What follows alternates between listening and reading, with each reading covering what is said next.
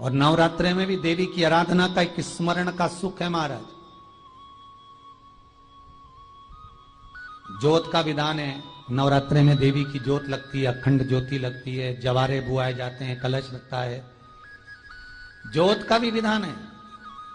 जिसके यहां दिया अखंड जलाया जाता है, अगर वो दिए की लो, दिए की बाती अगर दक्षिण दिशा की होती है तो उसके घर में साल भर में एक घात जरूर होती है।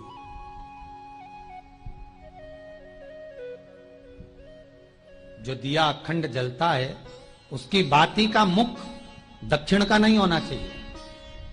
अगर आपने देवी भागवत का स्मरण कराओ, देवी भागवत को अगर सुना हो, तो देवी भागवत में स्पष्ट किया गया कि पूर्व की ओर मुख करा हुआ दिया, अर्थात पूर्व की ओर ज्योत जो जलाई जाती है वो संपदा की वृद्धि करती है। पश्चिम की ओर मुख कर कर जो ज्योत लगाई जाती है महाराज, वो वैभव को देती है। और उत्तर की ओर जो मुख कर कर ज्योत जलाई जाती है, उत्तर की ओर जो ज्योत का मुख रहता है वो आयु की वृद्धि करती है, घर में अकाल मौत को रोकती है।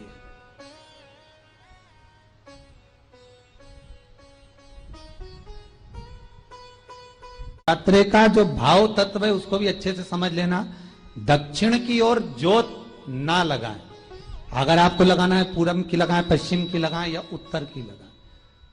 और जितने दिन महारानी जगदम्बा जगतधात्री दुर्गा भवानी, अब की बार माताजी घोड़े पर आई है। हर बार देवी बदल बदल के आती है, इस बार जो नवरात्रे आए वो घोड़े के आए।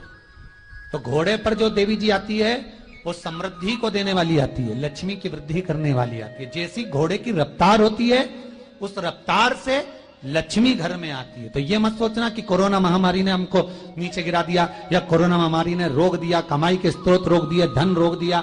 चिंता मत करना।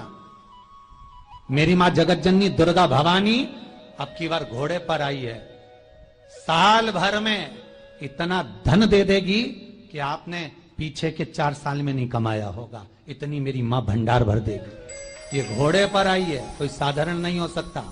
देवी भागवत में स्पष्ट किया गया, जब जगदम्बा मगर पर आती है उसका भाव अलग है, और जगदम्बा जब हाथी पर आती है उसका भाव अलग है, और जगदम्बा जब घोड़े पर आती है तो जगत को समृद्धिवान बना देती है, वैभव में कमी नहीं आती। अभी भले दुनिया के लोग अभी रोते हैं कि पैसा नहीं आ रहा, कोरोना महामारी ने सब तोड़ दिया, रोक दिया, पर चिंता ना करना। मेरी मां अगर घोड़े पर आई है तो उसका सुख आपको जरूर मिलेगा। एक जरा सी मिट्टी की दुकान भी अगर आप खोल कर बैठेंगे तो चांदी और सोना के बराबर कमाएंगे, इतना धन देगी वो माता। साधारण नहीं है मेरी माता।